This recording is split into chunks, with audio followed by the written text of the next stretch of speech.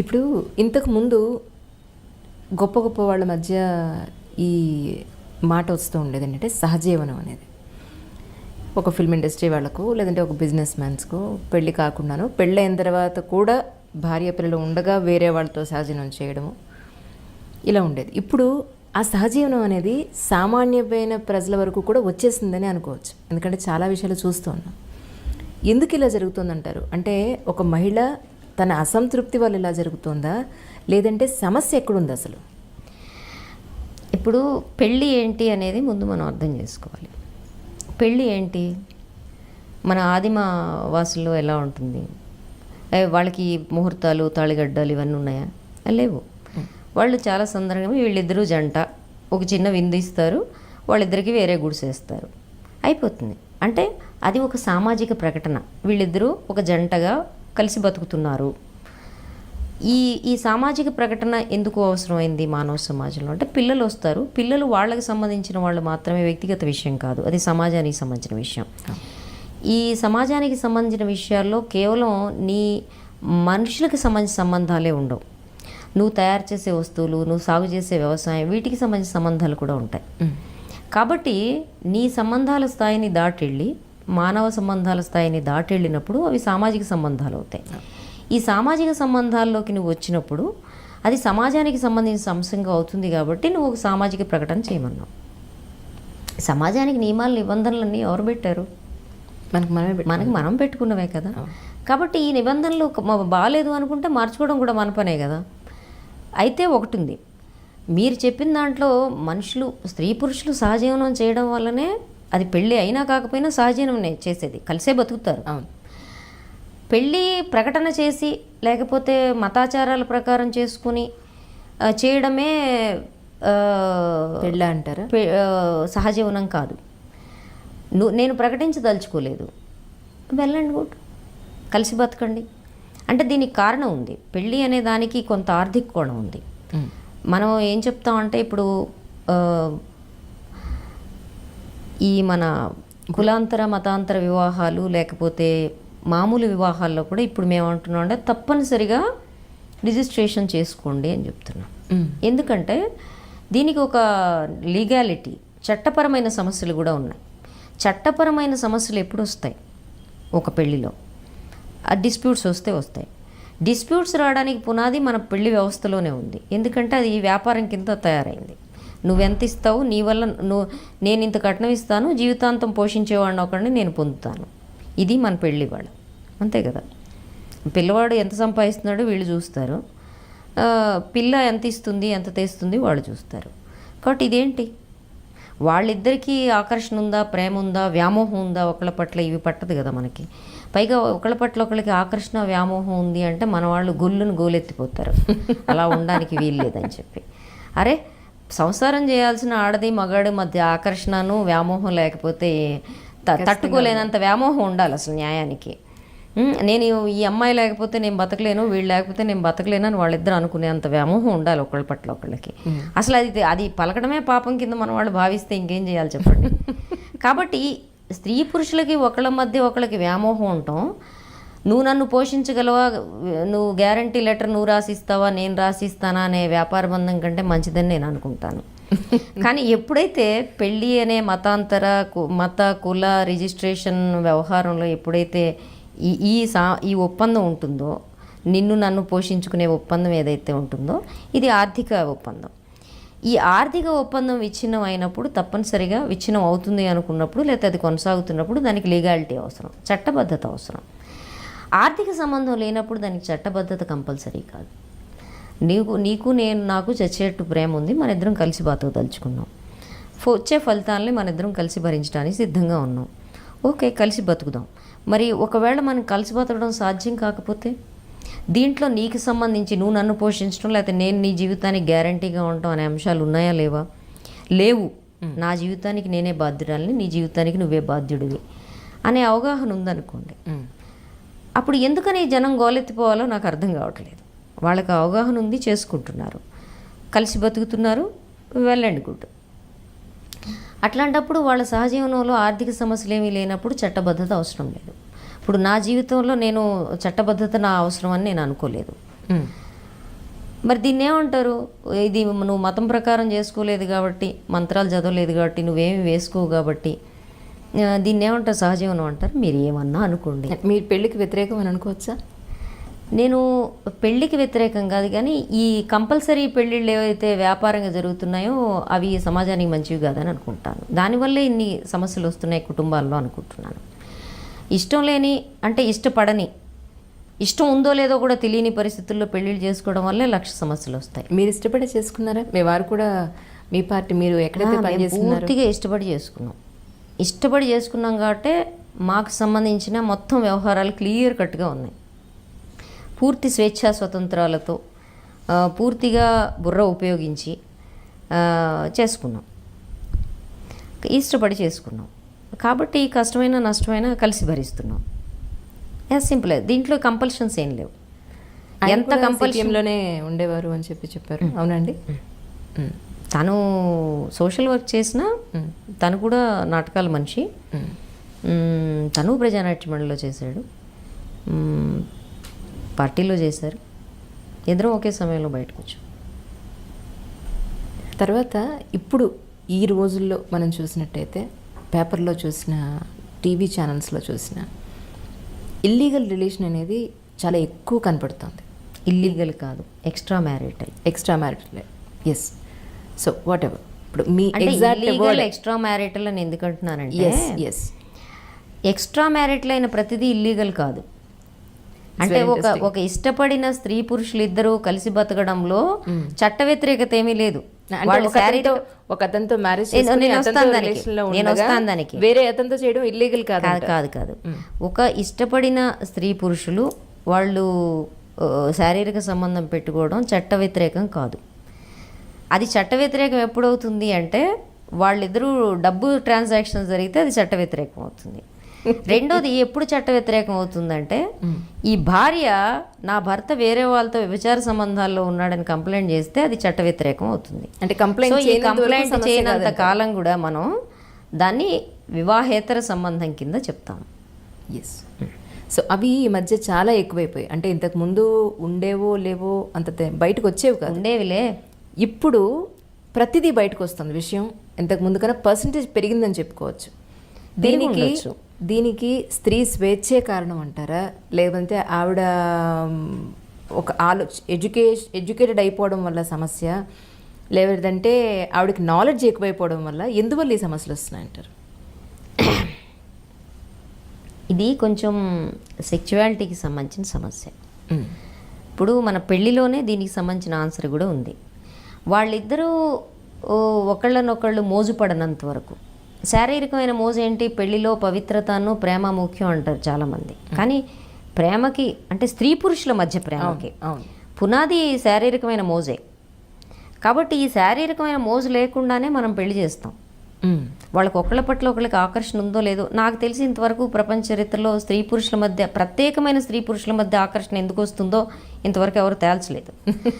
కానీ వస్తుంది, అది అంతవరకు వాస్తవం. మనకి ఈ ఫలానా అమ్మాయి నువ్వు ఎందుకు ప్రేమించావు అంటే ఎవడు జవాబు చెప్పలేడు. అందుకే తావాల్సింది రంభ అనే సామెత కూడా వచ్చింది.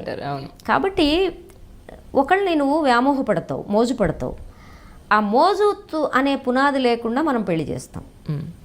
కారణం ఏంటంటే సంబంధం మంచిది, పిల్ల సుఖపడుతుంది, అమ్మాయి కుటుంబం మంచిది, అమ్మాయి చూడ్డానికి బాగుందిగా నువ్వు ఆకర్షణ పడు అంటారు మన వాళ్ళు. అది సాధ్యం కాదు. చూడ్డానికి బాగున్న ప్రతి వాళ్ళ పట్ల మనం ఆకర్షణ పడం అంటే మనం ఆంబూతుల స్థాయి దాటొచ్చి చాలా కాలమైంది మానవ సమాజం. ఓకే.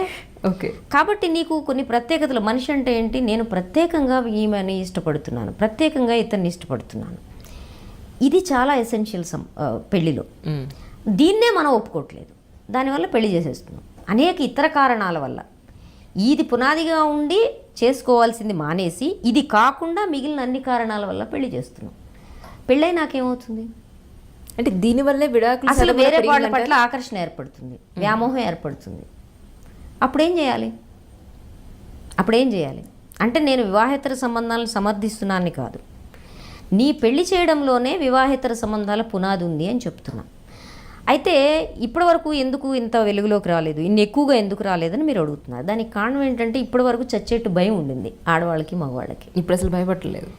ఏ భయం అది? నువ్వు గ్రామీణ వాతావరణంలో ఉన్నప్పుడు అందరూ చెప్పుకుంటారు, కుటుంబం పరుగు పోతుంది, ఇలాంటివన్నీ ఉన్నాయి. ఇప్పుడు లేవు.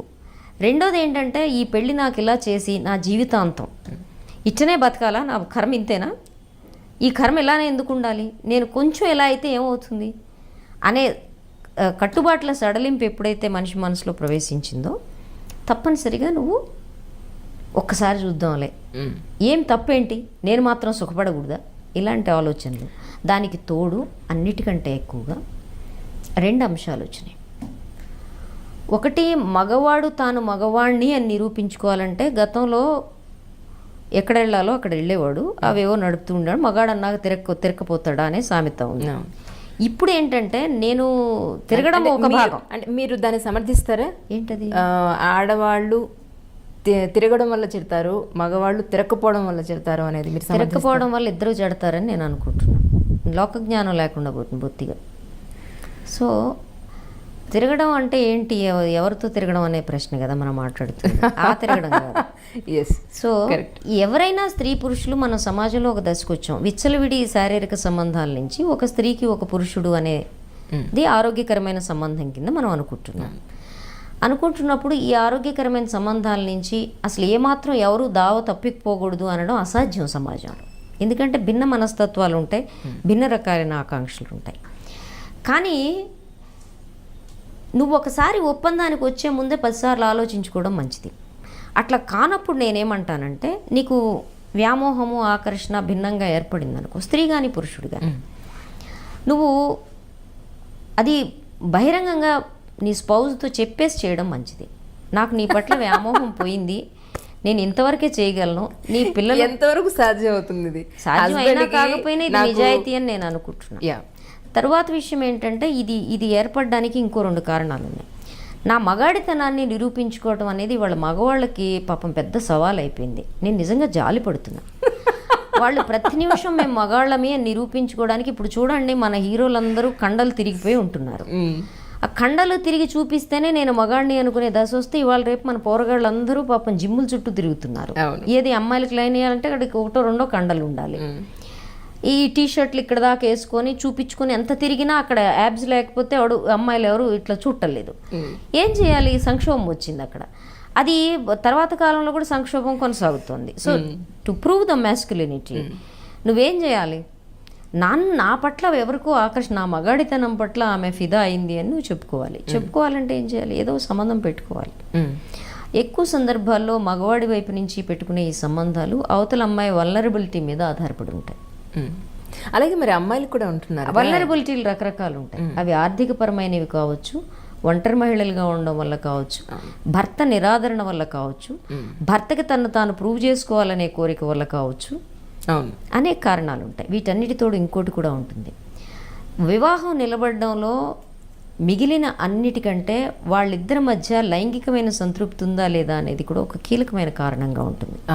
ఆ లైంగికమైన సంతృప్తి భారతదేశంలో మగవాడు అంటే కోరిక తీర్చుకునేవాడు, అనుభవించేవాడు కింద ఎప్పుడైతే మనం చెప్తున్నామో, ఆమెకి ఉండే కోరికల్ని తీర్చడం, ఆమె శరీరాన్ని సంతృప్తి పరచడం అనేది ఈ ఎజెండాలో, ఈ మగవాడి ఎజెండాలో రానప్పుడు ఏమవుతుంది? ఆమె అసంతృప్తిగా ఉంటుంది.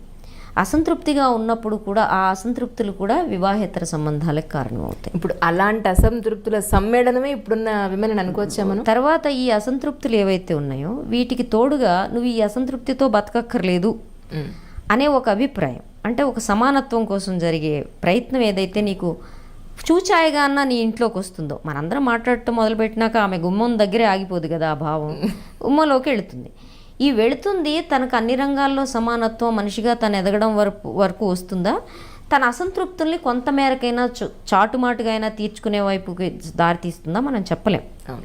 దీనికి తోడుగా ఇప్పుడు మనకి సినిమాల్లోనూ పార్నులోనూ వీటన్నిటిలోనూ శారీరక సంబంధాలు తీర్చుకోవటం అనేది జీవితంలో అతిపెద్ద భాగంగా ఆక్రమించుకుంటున్న దశలో నీవు మిగిలిన రంగాల్లో సమానత్వం కోసం పోట్లాడటం కంటే లైంగిక సమానత్వం కోసం పోట్లాడడం అనేది ఒక ప్రక్కదారులు పట్టిన సమానత్వం కింద ముందుకొచ్చే అవకాశం ఉంది. అరే సంసారం చేయాల్సిన ఆడది మగాడి మధ్య ఆకర్షణను వ్యామోహం లేకపోతే తట్టుకోలేనంత వ్యామోహం ఉండాలి అసలు న్యాయానికి. నేను ఈ అమ్మాయి లేకపోతే నేను బతకలేను, వీళ్ళు లేకపోతే నేను బతకలేను అని వాళ్ళిద్దరు అనుకునేంత వ్యామోహం ఉండాలి ఒకళ్ళ పట్ల ఒకళ్ళకి. అసలు అది పలకడమే పాపం కింద మన వాళ్ళు భావిస్తే ఇంకేం చేయాలి చెప్పండి. కాబట్టి స్త్రీ పురుషులకి ఒకళ్ళ మధ్య ఒకళ్ళకి వ్యామోహం ఉండటం, నువ్వు నన్ను పోషించగలవా, నువ్వు గ్యారంటీ లెటర్ నువ్వు రాసిస్తావా నేను రాసిస్తానా అనే వ్యాపార బంధం కంటే మంచిదని నేను అనుకుంటాను. కానీ ఎప్పుడైతే పెళ్ళి అనే మత కుల రిజిస్ట్రేషన్ వ్యవహారంలో ఎప్పుడైతే ఈ ఒప్పందం ఉంటుందో, నిన్ను నన్ను పోషించుకునే ఒప్పందం ఏదైతే ఉంటుందో, ఇది ఆర్థిక ఒప్పందం. ఈ ఆర్థిక ఒప్పందం విచ్ఛిన్నం అయినప్పుడు తప్పనిసరిగా విచ్ఛిన్నం అవుతుంది అనుకున్నప్పుడు, లేకపోతే అది కొనసాగుతున్నప్పుడు దానికి లీగాలిటీ అవసరం, చట్టబద్ధత అవసరం. ఆర్థిక సంబంధం లేనప్పుడు దానికి చట్టబద్ధత కంపల్సరీ కాదు. నీకు నాకు చచ్చేట్టు ప్రేమ ఉంది, మన ఇద్దరం కలిసి బతకదలుచుకున్నాం, వచ్చే ఫలితాలని మన ఇద్దరం కలిసి భరించడానికి సిద్ధంగా ఉన్నాం, ఓకే కలిసి బతుకుదాం. మరి ఒకవేళ మనం కలిసి బతకడం సాధ్యం కాకపోతే, దీంట్లో నీకు సంబంధించి నువ్వు నన్ను పోషించడం లేకపోతే నేను నీ జీవితానికి గ్యారంటీగా ఉండటం అనే అంశాలు ఉన్నాయా లేవా? లేవు. నా జీవితానికి నేనే బాధ్యురాలని, నీ జీవితానికి నువ్వే బాధ్యుడివి అనే అవగాహన ఉందనుకోండి, అప్పుడు ఎందుకని జనం గోలెత్తిపోవాలో నాకు అర్థం కావట్లేదు. వాళ్ళకి అవగాహన ఉంది, చేసుకుంటున్నారు, కలిసి బతుకుతున్నారు, వెల్ అండ్ గుడ్.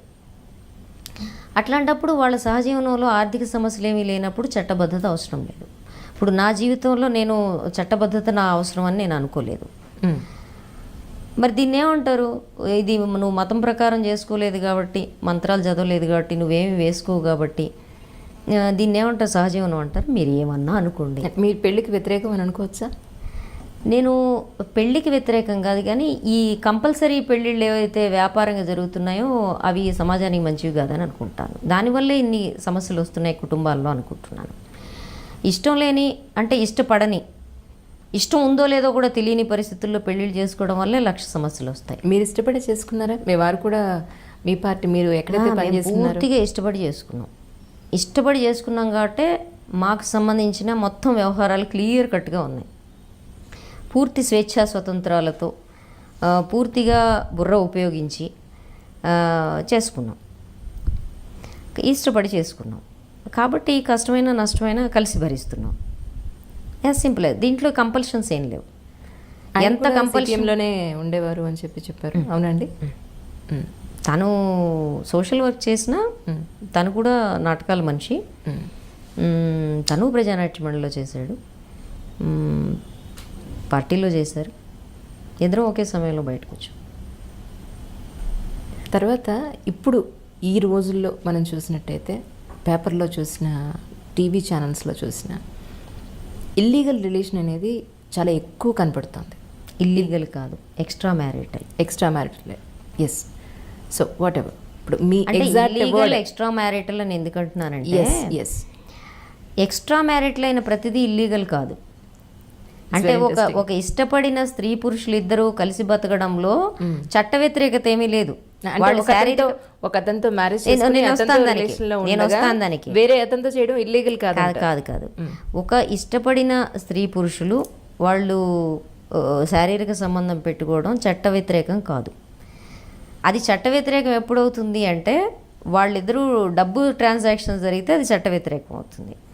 రెండోది ఎప్పుడు చట్ట వ్యతిరేకం అవుతుందంటే, ఈ భార్య నా భర్త వేరే వాళ్ళతో వ్యభిచార సంబంధాల్లో ఉన్నాడని కంప్లైంట్ చేస్తే అది చట్ట వ్యతిరేకం అవుతుంది. అంటే కంప్లైంట్ చేయనంత కాలం కూడా మనం దాన్ని వివాహేతర సంబంధం కింద చెప్తాం. ఎస్. సో అవి ఈ మధ్య చాలా ఎక్కువైపోయాయి. అంటే ఇంతకు ముందు ఉండేవో లేవో అంత బయటకు వచ్చేవి కాదు. ఉండేవిలే. ఇప్పుడు ప్రతిదీ బయటకు వస్తుంది విషయం. ఇంతకు ముందు కన్నా పర్సంటేజ్ పెరిగిందని చెప్పుకోవచ్చు. దీనికి స్త్రీ స్వేచ్ఛే కారణం అంటారా, లేదంటే ఆవిడ ఒక ఎడ్యుకేటెడ్ అయిపోవడం వల్ల సమస్య, లేదంటే ఆవిడకి నాలెడ్జ్ ఎక్కువైపోవడం వల్ల, ఎందువల్ల ఈ సమస్యలు వస్తున్నాయంటారు? ఇది కొంచెం సెక్చువాలిటీకి సంబంధించిన సమస్య. ఇప్పుడు మన పెళ్ళిలోనే దీనికి సంబంధించిన ఆన్సర్ కూడా ఉంది. వాళ్ళిద్దరూ ఒకళ్ళనొకళ్ళు మోజుపడనంత వరకు. శారీరకమైన మోజు ఏంటి? పెళ్లిలో పవిత్రతను ప్రేమ ముఖ్యం అంటారు చాలామంది. కానీ ప్రేమకి అంటే స్త్రీ పురుషుల మధ్య ప్రేమకి పునాది శారీరకమైన మోజే. కాబట్టి ఈ శారీరకమైన మోజు లేకుండానే మనం పెళ్లి చేస్తాం. వాళ్ళకి ఒకళ్ళ పట్ల ఒకళ్ళకి ఆకర్షణ ఉందో లేదో నాకు తెలిసి ఇంతవరకు ప్రపంచ చరిత్రలో స్త్రీ పురుషుల మధ్య ప్రత్యేకమైన స్త్రీ పురుషుల మధ్య ఆకర్షణ ఎందుకు వస్తుందో ఇంతవరకు ఎవరు తేల్చలేదు. కానీ వస్తుంది, అది అంతవరకు వాస్తవం మనకి. ఈ ఫలానా అమ్మాయిని నువ్వు ఎందుకు ప్రేమించావు అంటే ఎవడు జవాబు చెప్పలేడు. అందుకే తావాల్సింది రంభ అనే సామెత కూడా వచ్చింది. కాబట్టి ఒకళ్ళని నువ్వు వ్యామోహపడతావు, మోజు పడతావు. ఆ మోజు అనే పునాది లేకుండా మనం పెళ్లి చేస్తాం. కారణం ఏంటంటే సంబంధం మంచిది, పిల్ల సుఖపడుతుంది, అమ్మాయి కుటుంబం మంచిది, అమ్మాయి చూడ్డానికి బాగుందిగా నువ్వు ఆకర్షణ పడు అంటారు మన వాళ్ళు. అది సాధ్యం కాదు. చూడ్డానికి బాగున్న ప్రతి వాళ్ళ పట్ల మనం ఆకర్షణ పడం అంటే మనం ఆంబూతుల స్థాయి దాటొచ్చి చాలా కాలమైంది మానవ సమాజం. ఓకే. కాబట్టి నీకు కొన్ని ప్రత్యేకతలు, మనిషి అంటే ఏంటి, నేను ప్రత్యేకంగా ఈమెని ఇష్టపడుతున్నాను, ప్రత్యేకంగా ఇతన్ని ఇష్టపడుతున్నాను, ఇది చాలా ఎసెన్షియల్ పెళ్లిలో. దీన్నే మనం ఒప్పుకోవట్లేదు, దానివల్ల పెళ్లి చేసేస్తున్నాం అనేక ఇతర కారణాల వల్ల. ఇది పునాదిగా ఉండి చేసుకోవాల్సింది మానేసి ఇది కాకుండా మిగిలిన అన్ని కారణాల వల్ల పెళ్లి చేస్తున్నాం. పెళ్ళై నాకేమవుతుంది అంటే దీనివల్లే విడాకులు, అసలు వేరే వాళ్ళ పట్ల ఆకర్షణ ఏర్పడుతుంది, వ్యామోహం ఏర్పడుతుంది. అప్పుడేం చేయాలి అంటే నేను వివాహేతర సంబంధాలను సమర్థిస్తున్నాను కాదు, నీ పెళ్లి చేయడంలోనే వివాహేతర సంబంధాల పునాది ఉంది అని చెప్తున్నా. అయితే ఇప్పటివరకు ఎందుకు ఇంత వెలుగులోకి రాలేదు, ఇన్ని ఎక్కువగా ఎందుకు రాలేదని మీరు అడుగుతున్నారు. దానికి కారణం ఏంటంటే ఇప్పటివరకు చచ్చేట్టు భయం ఉండింది ఆడవాళ్ళకి మగవాళ్ళకి. ఇప్పుడు అసలు భయపడలేదు. ఏ భయం అది? నువ్వు గ్రామీణ వాతావరణంలో ఉన్నప్పుడు అందరూ చెప్పుకుంటారు, కుటుంబం పరుగు పోతుంది, ఇలాంటివన్నీ ఉన్నాయి. ఇప్పుడు లేవు. రెండోది ఏంటంటే ఈ పెళ్ళి నాకు ఇలా చేసి నా జీవితాంతం ఇచ్చనే బతకాలా, నా కర్మ ఇంతేనా, ఈ కర్మ ఇలానే ఎందుకు ఉండాలి, నేను కొంచెం ఎలా అయితే ఏమవుతుంది అనే కట్టుబాట్ల సడలింపు ఎప్పుడైతే మనిషి మనసులో ప్రవేశించిందో తప్పనిసరిగా నువ్వు ఒక్కసారి చూద్దాంలే, ఏం తప్పేంటి, నేను మాత్రం సుఖపడకూడదా, ఇలాంటి ఆలోచనలు. దానికి తోడు అన్నిటికంటే ఎక్కువగా 2 అంశాలు వచ్చినాయి. ఒకటి, మగవాడు తాను మగవాణ్ణి అని నిరూపించుకోవాలంటే గతంలో ఎక్కడ వెళ్ళాలో అక్కడ వెళ్ళేవాడు, అవేవో నడుపుతూ ఉన్నాడు, మగాడు అన్నాక తిరగకపోతాడా అనే సామెత ఉంది. ఇప్పుడు ఏంటంటే నేను తిరగడం ఒక భాగం. అంటే మీరు దాన్ని సమర్థిస్తారా? ఏంటది? ఆడవాళ్ళు తిరగడం వల్ల చెడతారు, మగవాళ్ళు తిరగకపోవడం వల్ల చెడతారు అనేది మీరు తిరగకపోవడం వల్ల ఇద్దరు చెడతారని నేను అనుకుంటున్నాను. లోకజ్ఞానం లేకుండా పోతుంది బొత్తిగా. సో తిరగడం అంటే ఏంటి, ఎవరితో తిరగడం అనే ప్రశ్న కదా మనం మాట్లాడుతుంది, ఆ తిరగడం కాదు. సో ఎవరైనా స్త్రీ పురుషులు మన సమాజంలో ఒక దశకు వచ్చాం, విచ్చలవిడి శారీరక సంబంధాల నుంచి ఒక స్త్రీకి ఒక పురుషుడు అనేది ఆరోగ్యకరమైన సంబంధం కింద మనం అనుకుంటున్నప్పుడు ఈ ఆరోగ్యకరమైన సంబంధాల నుంచి అసలు ఏమాత్రం ఎవరు దావ తప్పిపోకూడదు అనడం అసాధ్యం సమాజంలో. ఎందుకంటే భిన్న మనస్తత్వాలు ఉంటాయి, భిన్న రకాలైన ఆకాంక్షలు ఉంటాయి. కానీ నువ్వు ఒకసారి ఒప్పందానికి వచ్చే ముందే 10 సార్లు ఆలోచించుకోవడం మంచిది. అట్లా కానప్పుడు నేనేమంటానంటే నీకు వ్యామోహము ఆకర్షణ భిన్నంగా ఏర్పడింది అనుకో, స్త్రీ కానీ పురుషుడు కానీ, నువ్వు అది బహిరంగంగా నీ స్పౌజ్తో చెప్పేసి చేయడం మంచిది. నాకు నీ పట్ల వ్యామోహం పోయింది, నేను ఇంతవరకే చేయగలను, నీ పిల్లలు ఎంతవరకు సాధ్యం అవుతుంది, సాధ్యం అయినా కాకపోయినా ఇది నిజాయితీ అని నేను అనుకుంటున్నాను. తర్వాత విషయం ఏంటంటే ఇది ఏర్పడడానికి ఇంకో 2 కారణాలు ఉన్నాయి. నా మగాడితనాన్ని నిరూపించుకోవడం అనేది వాళ్ళ మగవాళ్ళకి పాపం పెద్ద సవాల్ అయిపోయింది. నేను నిజంగా జాలి పడుతున్నా. వాళ్ళు ప్రతి నిమిషం మేము మగాళ్ళమే నిరూపించుకోవడానికి, ఇప్పుడు చూడండి మన హీరోలందరూ కండలు తిరిగిపోయి ఉంటున్నారు. ఆ కండలు తిరిగి చూపిస్తేనే నేను మగాడిని అనుకునే దశ వస్తే ఇవాళ రేపు మన పోరగాళ్ళందరూ పాపం జిమ్ముల చుట్టూ తిరుగుతున్నారు. ఏది అమ్మాయిలకి లైన్ వేయాలంటే అక్కడికి 1-2 కండలు ఉండాలి. ఈ టీషర్ట్లు ఇక్కడ దాకా వేసుకొని చూపించుకొని ఎంత తిరిగినా అక్కడ యాబ్స్ లేకపోతే అమ్మాయిలు ఎవరు ఇట్లా చూడలేదు. ఏం చేయాలి? సంక్షోభం వచ్చింది అక్కడ. అది తర్వాత కాలంలో కూడా సంక్షోభం కొనసాగుతుంది. So to prove the masculinity నువ్వేం చేయాలి? నా పట్ల ఎవరికో ఆకర్షణ, నా మగాడితనం పట్ల ఆమె ఫిదా అయింది అని నువ్వు చెప్పుకోవాలంటే ఏం చేయాలి? ఏదో సంబంధం పెట్టుకోవాలి. ఎక్కువ సందర్భాల్లో మగవాడి వైపు నుంచి పెట్టుకునే ఈ సంబంధాలు అవతల అమ్మాయి వల్నరబిలిటీ మీద ఆధారపడి ఉంటాయి. అలాగే మరి అమ్మాయిలు కూడా ఉంటున్నారు. వల్నరబిలిటీలు రకరకాలు ఉంటాయి. అవి ఆర్థికపరమైనవి కావచ్చు, ఒంటరి మహిళలుగా ఉండడం వల్ల కావచ్చు, భర్త నిరాదరణ వల్ల కావచ్చు, భర్తకి తాను ప్రూవ్ చేసుకోవాలనే కోరిక వల్ల కావచ్చు, అనేక కారణాలు ఉంటాయి. వీటన్నిటితోడు ఇంకోటి కూడా ఉంటుంది. వివాహం నిలబడడంలో మిగిలిన అన్నిటికంటే వాళ్ళిద్దరి మధ్య లైంగికమైన సంతృప్తి ఉందా లేదా అనేది కూడా ఒక కీలకమైన కారణంగా ఉంటుంది. ఆ లైంగికమైన సంతృప్తి భారతదేశంలో మగవాడు అంటే కోరిక తీర్చుకునేవాడు, అనుభవించేవాడు కింద ఎప్పుడైతే మనం చెప్తున్నామో, ఆమెకి ఉండే కోరికల్ని తీర్చడం, ఆమె శరీరాన్ని సంతృప్తిపరచడం అనేది ఈ ఎజెండాలో ఈ మగ